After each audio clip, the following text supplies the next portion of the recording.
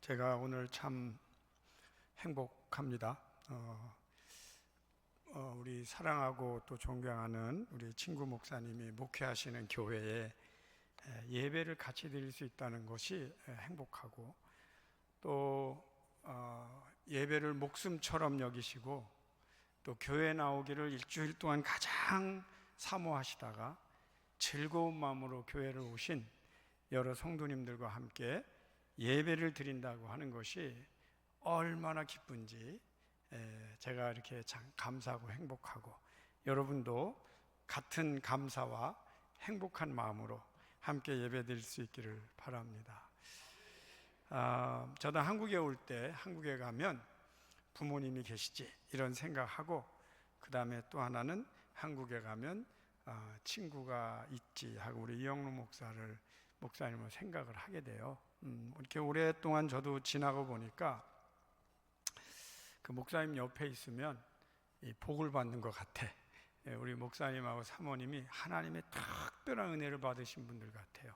그냥 자기들도 복을 받은 건 분명해요. 그런데 주위에 있는 사람에게 복을 나눠주는 그 흔치 않은 축복이거든요. 근데 저도 오래 살게 보니까 그런 은혜는 하나님이 보통 특별하게 주시는데, 여러분도 이렇게 목사님하고 같이 생활하시면서 이 모양 저 모양으로 아마도 많은 은혜와 축복을 받으신 줄 믿고 같은 마음으로 우리 하나님의 말씀을 이렇게 전하게 돼서 저도 참 감사하고, 무엇보다도 오늘 보니까 스승의 날이라고 하는데 우리 교사 선생님들하고 또 이렇게 예배를 드리는데, 교사 선생님 여러분, 제가 공식적으로 말하지만 사랑하고 존경합니다. 그 일이 하나님 굉장히 기뻐하시는 일이에요. 그 일을 여러분이 지금 하고 계신 거예요. 이게 얼마나 귀한지를 알고 하시는 분들도 계시겠지만, 그걸 잘 모르고도 그저 교회에서 시키니까, 아니면 뭐 여러 가지 일로 하실진 모르지만 하나님께서 매우 귀하게 여기시는 일을 오늘 하시는 여러분들 이렇게 나오셨는데, 이 꽃다발은 부족해요. 그러나 하나님께서 그보다 훨씬 큰 것으로 여러분 축복해 주실 줄 믿습니다. 사명 끝까지 잘 감당하시기를 축원합니다. 여러분 살다 보면 난 이거 진짜 잘했다, 너무 잘했다 하고 내가 사는 동안에 최소한 한 가지 이상은 참 잘했다 라고 생각하는 일이 있죠. 혹시 그거 없는데 그럼 좀 불편합니다. 곤란합니다, 제가 설교하기가. 근데 나는 정말 세상 사는 동안에 이건 너무너무 잘했다, 그게 하나 다 있죠. 저에게도 있어요. 근데 그게 뭐냐면 교회를 나간 거예요. 이거는 교회를 나가기 전에는요, 교회가 뭔지 몰라요. 교회가 뭔지 모르고 그냥 교회 다니자마자 하나님을 믿는 것도 아니에요. 그냥 교회를 다닌 거예요.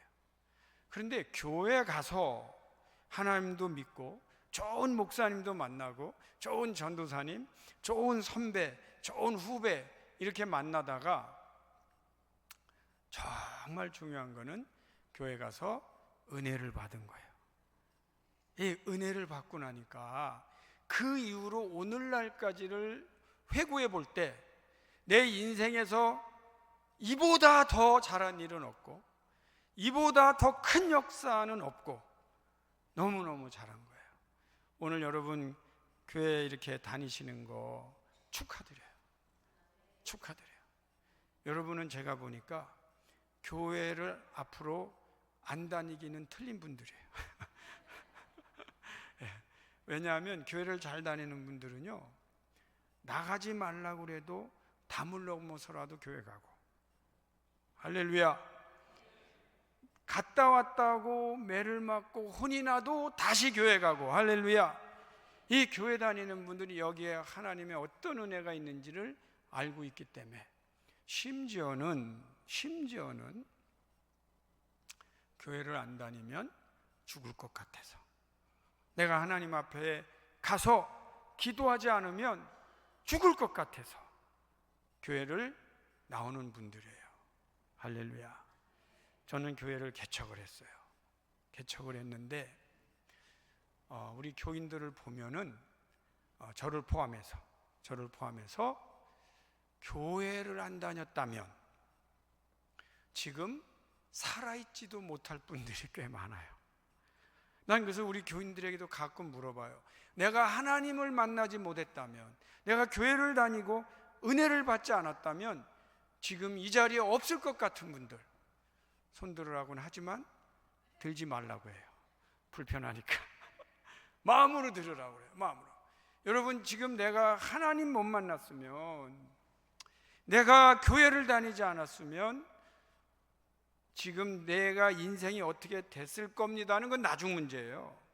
여기에 현재에 살아있지도 못할 분들도 손들지 마세요. 손들지 마세요. 근데 그런 은혜를 받은 분들이 오늘날도 교회를 다니고 있어요. 감동이죠. 제가 여러분하고 같이 예배 드린다는 게 행복하다고 한 말이 빈말이 아닙니다. 진심입니다.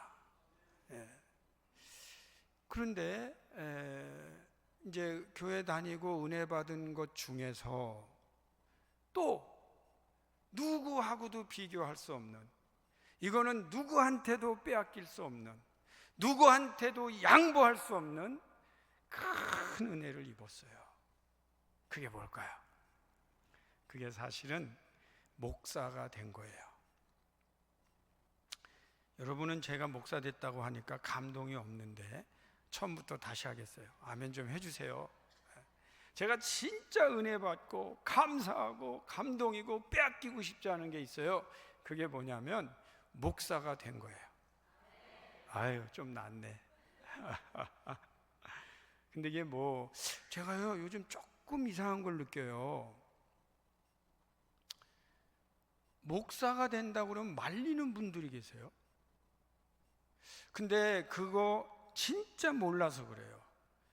여러분, 집안에 목회자가 나오시기를 축원합니다.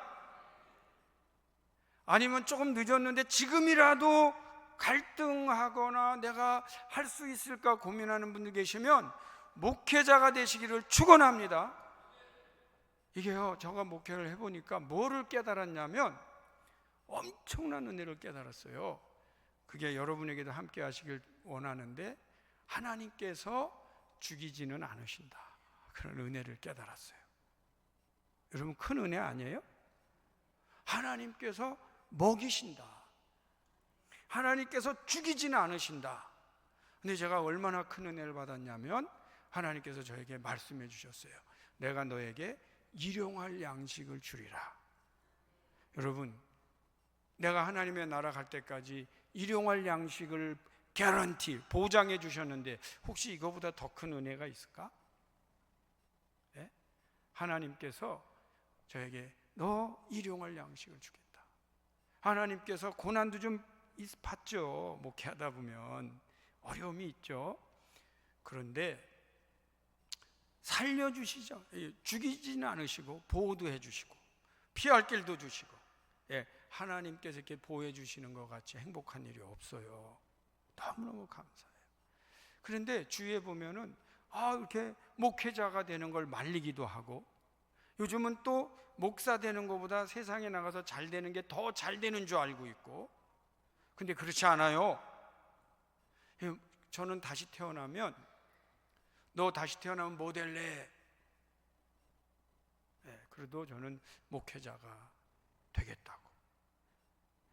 이 목사가 돼서 하나님께 붙잡히니까 좋은 게 더 많아요. 그래서 여러분, 혹시 자녀들 중에 아빠 나 목사 될래, 엄마 나 목사 될래, 혹도 엄마 나 사모 될래, 엄마 아빠 나 선교사 될래, 그럴 때요 감사하세요. 하나님이 함께 해 주실 거다. 앞으로 하나님이 보호해 주실 거다. 하나님이 공급해 줄 걸 믿고 감사하고 여러분은 후원자가 되어 주시기를 축원합니다. 진짜예요. 너무너무 좋아요. 그런데 목사라는 직분보다, 그러니까 목사라는 그 펑션, 직능, 이렇게 하는 일보다 더 제가 감사한 게 이제 직분의 개념이에요. 그러니까 그 엄청난 일을 맡기신 거죠. 여러분, 제가 오늘 여러분과 꼭 나누고 싶은 내용이 하나 있어요. 그게 뭐냐면 하나님께서 우리에게 주신 직분 안에는, 그게 권사님, 장로님, 집사님, 교사, 성가대, 안내하시는 분들, 이렇게 하나님께서 우리에게 주신 이 직분 안에는 하나님의 신비한 은혜와 능력이 있다는 사실입니다. 하나님의 신비한 은혜와 능력이 하나님께서 우리에게 주신 직분 안에 있어요. 근데 그게 얼마나 귀한지를 우리가 모르는 것뿐이죠. 제가 목회를 하다 보니까 가끔 이렇게 누가 교회를 와요. 근데 여러분, 그런 경우도 있어요. 살다 보면 이 사람은 절대로 교회에 올 사람이 아닌데 그런 사람 교회 오는 경우 있죠. 혹시 내가 그렇습니다 한번 손 들지 마세요. 이 사람은 절대 교회 올 사람이 아닌데 어떻게 왔지? 그런 사람이 교회로 오기도 해요. 그 다음에 어떤 분들은 전혀 교회에 이 훈련이 안 돼 있는 거예요. 그냥 진짜 교회에 오면 오히려 불편하게 느껴야 되는 그런 분들도 교회 왔어요. 근데 제가 뭐를 깨닫냐면 그분들 보고 제가 물어봐요.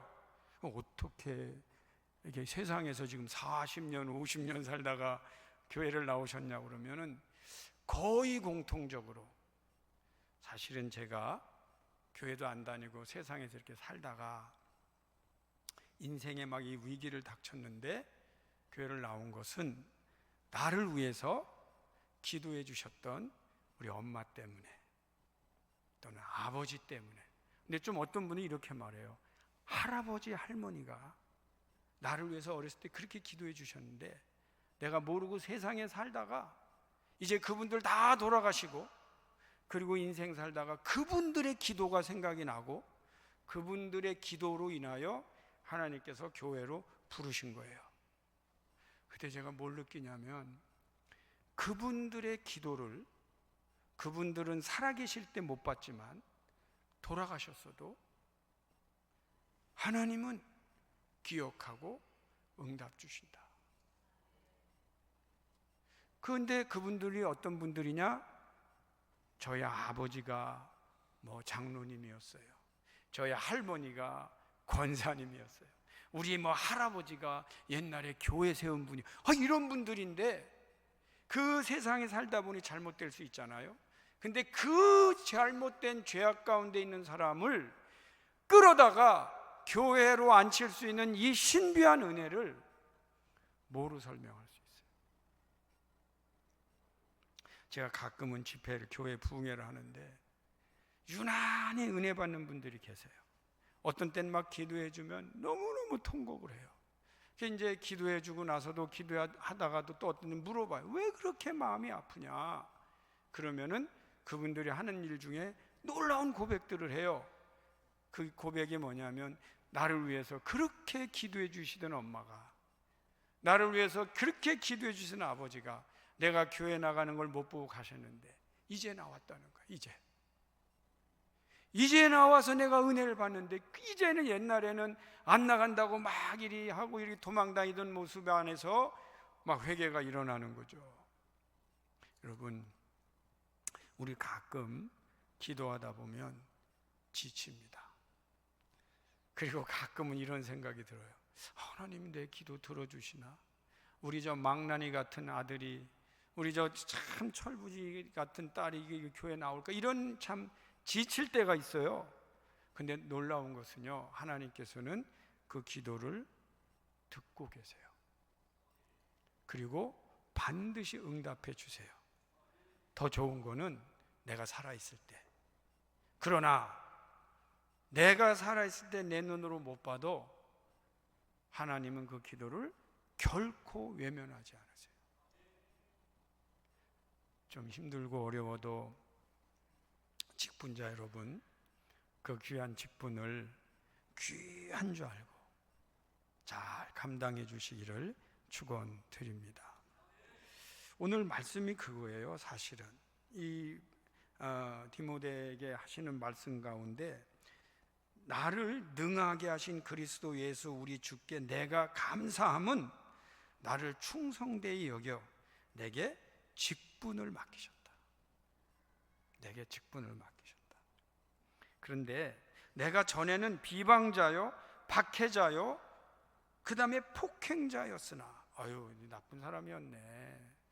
교회 막 비판하고 때리고 막 잡고 이런 나쁜 짓을 하며 살았는데 하나님께서 나를 긍휼히 여기셔서, 그래도 나에게 긍휼을 베푸셔서 나를 이렇게 직분자로 삼아 주셨다 하면서 뭐라고 말씀하느냐?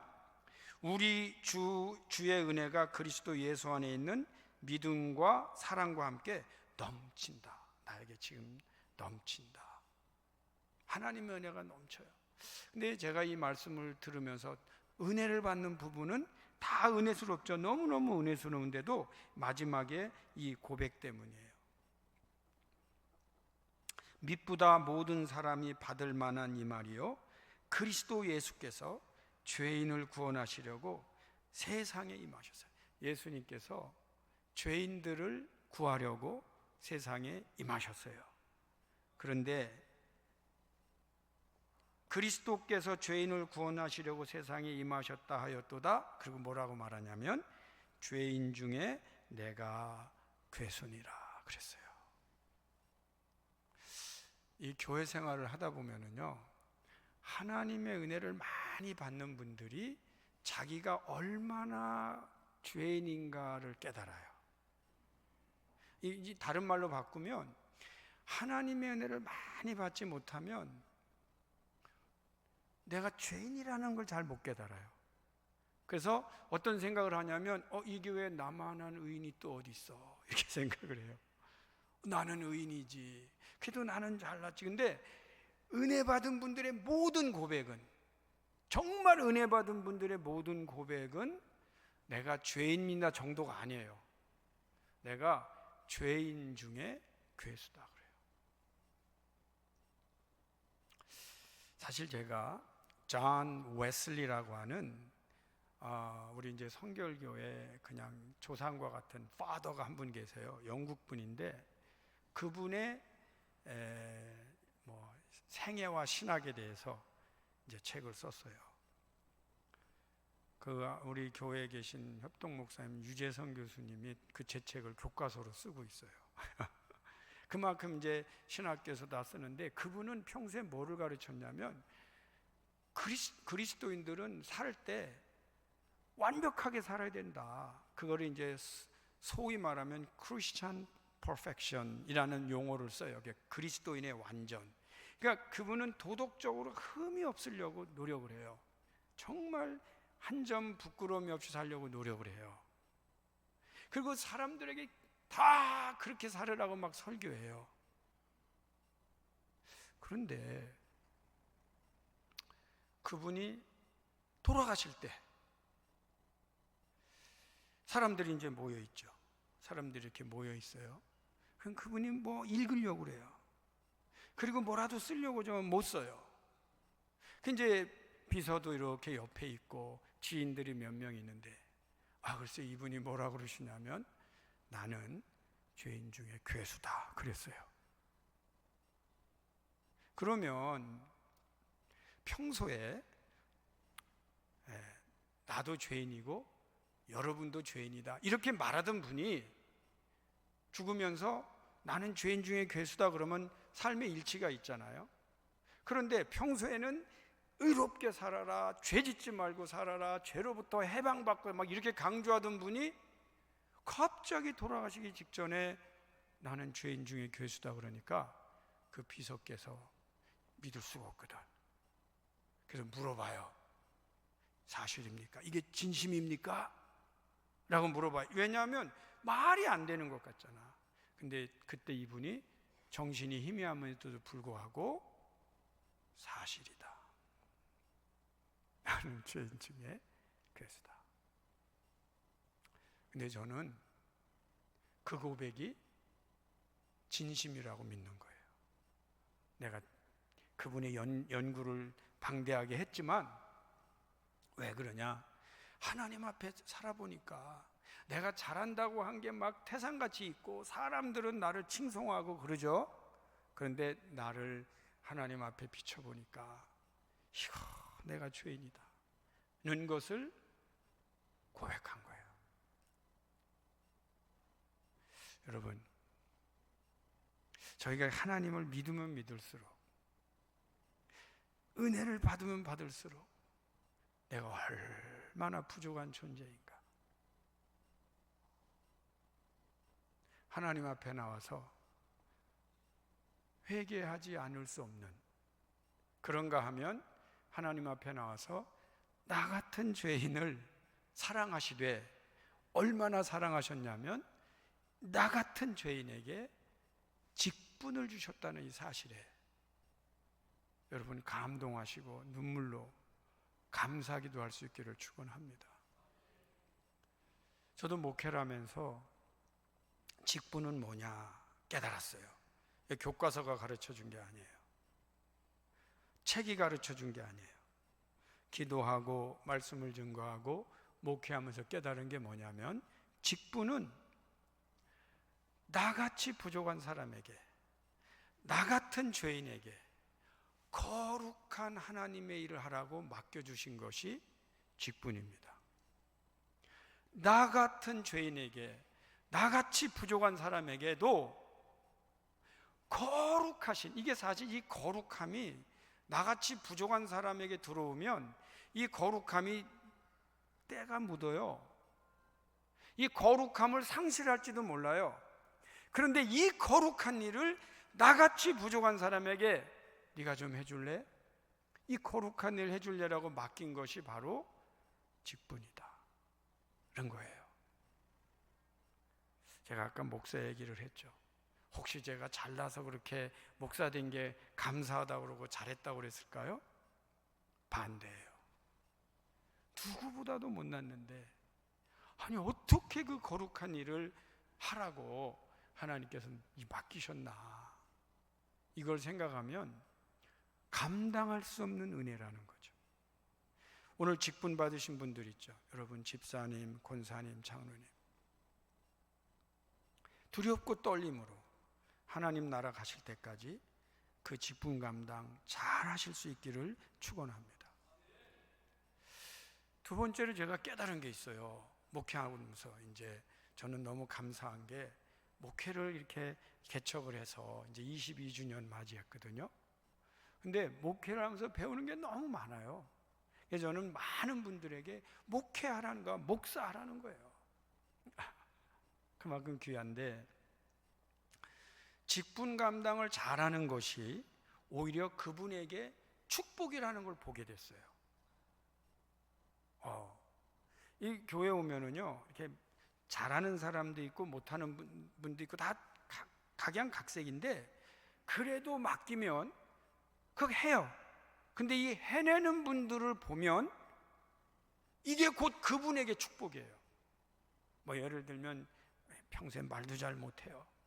근데 뭐 직분을 맡기면 뭐 사회도 보고 하더니 그 다음부터는 사회도 잘 보고, 또 뭐 이렇게 맡기면, 저희 교회는 이렇게 음악을 잘하는 분들이 안 계세요.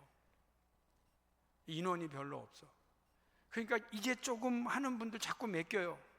피아노도 더 치라고 그래요. 첫 음만 잡으라고 뭐 이래가면서 맡기는데 어느덧 반주자가 돼요. 여러분 놀라지도 않네. 하도 많으니까. 근데 이 목회하는 저는 매주 놀래요. 매주 놀래. 그리고 제가 이렇게 부르면은 틀려요. 그럼 나도 틀려요. 온 성도가 틀려요. 그러다가 어느 날 안 틀려요. 나도 안 틀려요. 온 성도가 다 같이 불러요. 얼마나 기뻐요. 근데 보니까 축복이에요. 축복이에요. 어떤 분들은 교회 와서 나는 뭐 성격이 이렇다 막 그래요. 그런데 그 은혜 받는지 그 성격도 변해요.